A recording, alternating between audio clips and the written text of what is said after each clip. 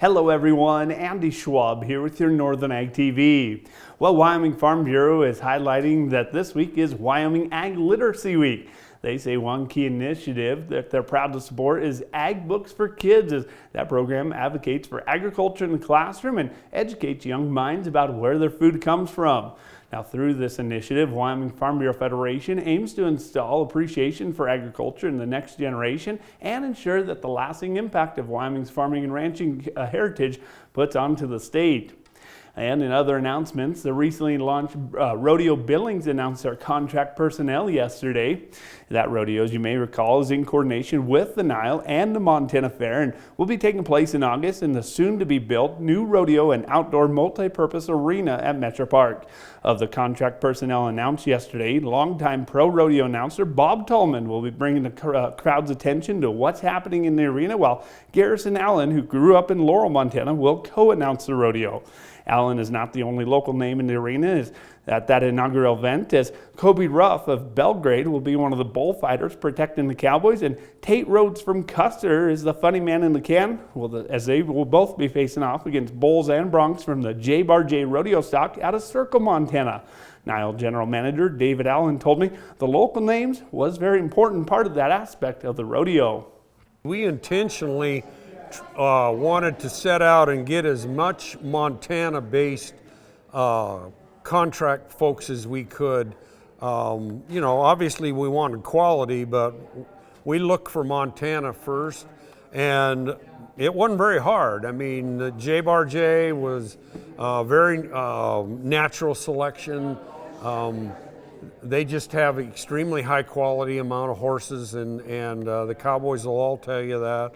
And then there's a bunch of young guns now in rodeo that are really becoming the next generation. Now, the three-day rodeo of Rodeo Billings, that is, will be taking place August 14th through the 16th, and this is the first time that Montana Fair is going to have an outdoor rodeo since 2019. And the House of Representatives on Tuesday night passed a budget resolution that sets up Congress to pass $4.5 trillion in tax cuts.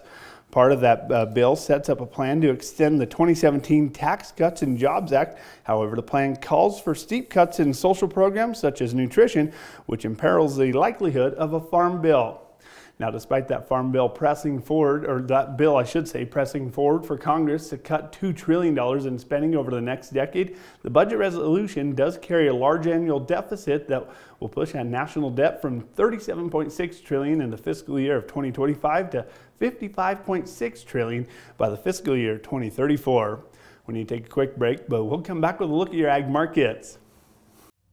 From the beginning, we've worked closely with farmers. BNSF's ties to the agricultural community go back 175 years.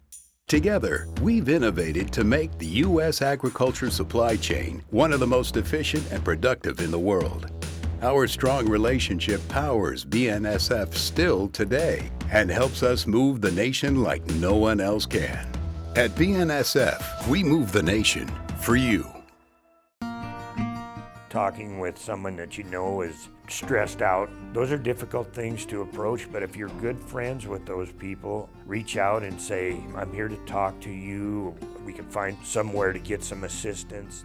It's hard to get involved, but at the same time, you want to just say, hey, there is help available. For more tips in dealing with stress in agriculture or for free counseling for egg producers, visit beyondtheweather.com. Well, no cash cattle traded and hit the markets quite yet, as yesterday it was ultimately the futures leading the way lower, as that complex was waiting to see if the cash cattle trade would happen. The hesitation is turning all the eyes towards today's markets, and what it'll be looking for is this going to be following several weeks of lower deals from the packers, which feedlots are going to try and stand their ground throughout the day to find at least steady prices on those bids. Now, the bull sales have been in full swing, with the prices continuing to hold well above year-ago averages. For Connolly Angus near Valier, they jumped up 23% year-over-year, with averages tipping just over $6,800 a head, while J.C. Hyken & Sons saw their yearling bulls in Miles City average nearly $8,200 a head, a jump of 35% from the 2024 averages. In my home state of Wyoming, Rays and Russell Angus had their average of their 226 registered bulls at nearly $10,000 a head, up 25% from this time last year. And Kansas City wheat futures fell for the 5th session out of the last 6 on Wednesday as prices rejected an early attempt of higher prices. Now currently, fundamental news of the halt of the sell-off is slim to none. However, the Ag Outlook Forum from the USDA later this week will likely provide a glimpse into what the spring wheat acreage expectations will look like and could be very useful to look at in conjunction with the January winter wheat seedings data. Meanwhile, corn futures acted early as if prices would hold on to those small gains, but the ongoing sell-off spree in the wheat futures pulled the corn futures negative by midday as well. Well, that's all the time we have for today's Northern Ag TV, but be sure to be watching that Montana Cattle Committee today, which will happen this afternoon, and of course we'll bring you the coverage after it all comes to fruition out of the Senate Ag Committee later today. Well, that's going to do it for today's Ag TV. I'm Andy Schwab. Have a great rest of your day.